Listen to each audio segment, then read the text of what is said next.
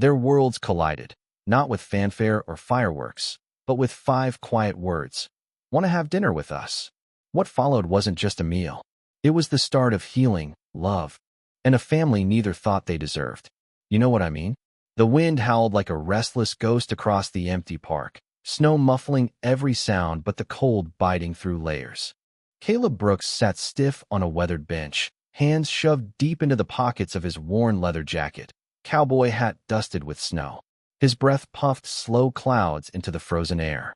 Beside him, 6-year-old Emma swung her legs, humming a tune he hadn't taught her, her tiny hands gripping the bench's edge with bright red mittens. They'd come here every Christmas Eve since Allison died, the park lights flickering weakly like fading hope. Somewhere behind, carolers had stopped singing. Somewhere ahead, the world celebrated. But on this bench, there was only the sting of a holiday that felt empty. Emma nudged his arm. "Dad, look, someone over there." At the far end of the path, a figure stood still beneath the snow. A woman in military green, rigid, outline sharp against the blurring flakes. Not just a uniform, it was her identity. Exhausted eyes, pale not from cold, but from deeper scars. Emma slipped off the bench, boots crunching. "She looks cold." Caleb reached out. "Emma, wait." But she was already walking toward the woman, red scarf trailing behind like a comet. Caleb cursed quietly and followed. The woman blinked when Emma said softly, "Hi." Her voice was rough, gravelly. "Hi, I'm Emma, and that's my dad." Caleb gave a small nod. "Sorry." She introduces herself before asking permission. The woman gave a faint, polite smile. "It's okay." Emma looked up, straightforward. "You look lonely. Are you?" The woman's eyes flicked to Caleb, as if asking, "Can I be honest?" Caleb stayed silent. "I guess I am," she whispered. Emma pulled out a folded paper, one of her hand-drawn invitations. "We're having dinner. It's not fancy, but it's warm. You can come." The woman hesitated, clutching a crumpled paper bag, probably a gas station sandwich, and knuckles raw, either from cold or something worse. Caleb stepped forward. "You don't have to be alone tonight. Want to have dinner with us?" For a long moment, she said nothing. Then she nodded, quietly, "Yes, I'd like that." The walk back was silent, but not awkward. The cold bit sharp, the quiet felt sacred, like the hush inside a chapel. Inside Caleb's modest cabin, warmth wrapped them instantly. The fireplace crackled, casting flickering shadows. A simple wooden table stood ready, set for 2.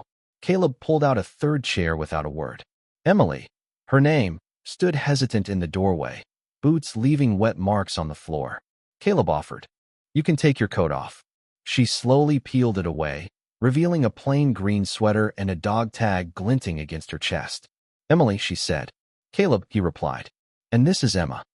Emma was already seated, busy arranging forks by height, lost in her own world. Emily approached slowly. "Sorry if this is weird." Caleb shook his head. "It's Christmas. Weird is welcome." Dinner was beef stew, Caleb's specialty, the only recipe Allison ever taught him. As Emma chattered about her second-grade Christmas play, forgetting her line but saving the scene with a whisper, Emily smiled but ate little. "You just got back?" Caleb asked gently. 2 weeks ago," she said, voice soft. Something unspoken passed between them. 2 people trying to fit the pieces of broken lives back together. After dinner, Emma shyly handed Emily a crumpled drawing.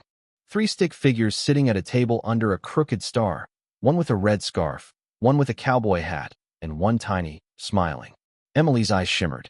"I didn't know where to go tonight," she whispered. Caleb paused drying dishes, watching as Emma tugged Emily's sleeve. "You can come again tomorrow." Emily didn't answer but folded the drawing carefully, tucking it into her jacket pocket. Outside, snow fell steadily. Inside, the empty chair no longer felt empty. The next morning, Emily woke in her motel room, heater rattling like an old truck, cold coffee sitting untouched. The drawing rested in her hands, its simple shapes a lifeline to a home she hadn't realized she was searching for. She traced the crayon lines with her thumb, remembering the night before, the warmth of stew, a little girl's stories, and an invitation she hadn't expected to accept. She folded the drawing, placed it alongside her dog tags and service ribbons, a silent pact to try again. Meanwhile, Caleb stood in his kitchen, hands wet and cold from washing dishes. replaying the night. He didn't know why he invited her. Maybe the emptiness in her eyes, or the way Emma had seen in Emily a reflection of the void Allison left. The cabin was nothing special. Creaky floors, mismatched chairs, a crooked Christmas tree Emma decorated with paper stars and popcorn garlands. But last night, it felt like something more. Like hope. And then she was gone. No goodbye. No note. Just vanished like a winter gust. Dad. Emma's voice pulled him from the kitchen. She'd left her dog tag on the couch. Caleb held the small metal tag, the name Carter EM, her blood type. Branch ID. She'll come back, right? Emma asked, eyes full of fragile hope. Caleb didn't answer. He didn't know. Dusk brought a knock at the door. Emma bolted. Caleb followed, expecting a neighbor or package. But it was Emily, shoulders dusted with snow, dog tag tucked inside her coat, something unreadable in her eyes. She held up a tin of cinnamon rolls.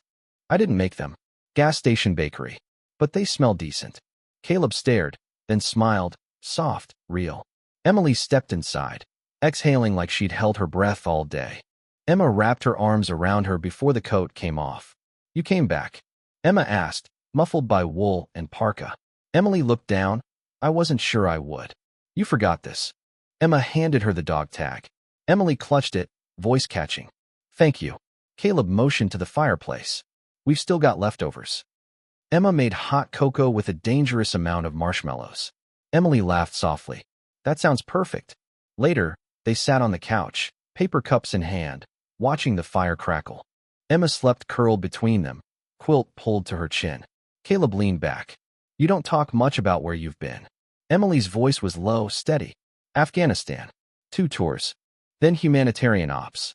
Last 6 months, logistics from Virginia. Asked not to be promoted, didn't want to leave the field. But they make you sit behind a desk eventually. She paused, eyes on the flames. I asked to leave because of a letter from the sister of someone who didn't come back. She said she forgave me. Caleb didn't speak. The fire filled the silence. Emily looked at him. I spent Christmas 3 years ago under a tarp in Kandahar. Last year, warm beer in a supply tent. This year, a little girl handed me a crayon drawing and made me dinner. Her voice cracked. I didn't think I missed home. I didn't think I had one. Caleb's throat tightened as he looked at sleeping Emma. She thinks you belong here. Emily blinked. I think it's been a long time since someone sat at that table and didn't feel like a ghost. She pulled out the drawing. I've been carrying this all day. It's the only thing that made me feel like I still have skin. Outside, snow tapped the windows softly. Inside, a soldier who didn't know where she belonged found herself between a man who stopped believing in second chances and a child who never stopped believing in anything. For the first time in years, home felt like a possibility. The snow melted slowly after Christmas. Neighbors packed away decorations. Life returned to quiet rhythms. But inside the Brooks cabin, something shifted. Emily came back again. Then again. No fanfare, just a soft knock, sometimes with food, sometimes nothing. She never stayed overnight. But the space around the table no longer felt temporary. It was becoming something real. Caleb noticed how naturally she fit, like the rhythm of their lives had always had room for a third beat. Yet she still held silence tightly. She laughed at Emma's stories, smiled at Caleb's burnt toast dubbed ranch style, helped stack firewood, always brought her own gloves. But when Caleb asked about the army or what came next, her answers grew small, her gaze distant. One evening, Caleb found a worn leather notebook between couch cushions, Sergeant E.M. Carter. Inside, scribbles, lists, drawings, and a folded letter dated nearly a year ago. That night, Emily arrived without food or a smile. I think I lost something here, she said. Caleb nodded, motioned to the living room. Found it this morning. She picked up the notebook, slipped it in her coat without looking. I didn't read anything, Caleb said softly. Emily froze. I didn't mean to. No, she interrupted. It's okay. She sat on the couch edge, dog tag peeking from beneath her collar. I wrote that letter to the family of Private First Class Marcus Hill. She said. He was 23, quiet, carried a picture of his daughter. Died in a freak explosion during transport. No combat. Her voice didn't waver, but jaw tightened. I was in command. I signed the manifest. I wrote the report. Caleb said, you were following orders. Emily shook her head. I was moving bodies like inventory. didn't feel human anymore. She leaned back, eyes on the fire. I wrote the letter 100 times, tried to make it sound formal, heartfelt, but it was never enough. Did you send it? No. Why not? Emily's eyes were raw. Because I didn't want them to forgive me. I didn't think I deserved it. Silence stretched. You do, Caleb said gently. She looked away. No, I mean it. He leaned in. You carry that weight like proof you cared. But caring isn't punishment. It can be healing too. Tears welled, but she blinked them back. You talk like you've been there. I have. Slowly. Caleb told her about Allison. About the day she coughed blood and said it was just a cold, the months of hospitals, how he memorized medical terms just to pretend he understood. The last Christmas Allison insisted on hanging every ornament despite trembling hands. How she smiled, truly smiled only once in her final week when Emma gave her a snow globe and said, "Now you have your own winter." She passed 2 days later, Caleb holding that snow globe in his sleep. Emily reached for her tea, but stopped. She asked, "Did you ever stop?" Caleb exhaled. "I did everything right. Packed lunches, read stories, but inside I stopped breathing. Emma was the only reason I didn't fall apart." Emily whispered, "Now I'm trying to remember how to live." He looked at her steady. "You don't have to carry it alone anymore." Her tears fell freely. "I don't know how to let it go." "You don't have to. Just let someone carry it with you." She looked at him like he'd offered something more precious than medals, presents. She pulled out the letter and set it into the fire. The paper curled and vanished in the glow. They sat in silence, not mourning what was lost, but making space for something new. Outside, the wind calmed. Inside, two broken souls opened a door neither thought still existed. A door toward healing, trust, and maybe love. The smell of fresh pine caught Emily off guard. She hadn't meant to come back after burning the letter. 2 nights later, Emily said honestly. Emma stepped aside silently, and Emily entered a home that no longer felt like someone else's. Warmth hit her like memory, with smoke, candle wax, cinnamon. Caleb stood in the kitchen, sleeves rolled, brow furrowed over a pie crust that had lost the will to cooperate. He smiled when he saw her. "I brought you something," she said, holding a brown paper bag. Caleb eyed it. "Is it edible?" "Technically." He chuckled. "That's a step up from my pie." They fell into rhythm, laughter, awkward kitchen dances, a quiet symphony of belonging. Later, Emily, Caleb, and Emma curled on the rug. Emma coloring dragons wearing party hats, Caleb coaxing chords from an old guitar, Emily sipping tea, peaceful. Emma asked, "Do you have a family, Miss Emily?" Emily blinked, answered slowly, "I had parents. They passed before I enlisted. No siblings, no husband, no kids." "That sounds lonely," Emma said. "Sometimes, being alone is safer. Less chance to lose someone. But if you never love anyone, you never get to hug them. That's worse." Caleb cleared his throat, hiding a smile, like recognizing a rare flower blooming in snow. That night, by firelight, Emily said, "Thank you for not asking me to be okay when I wasn't." Caleb said, "You don't owe me explanations. Just honesty." She nodded. "I'm scared of staying."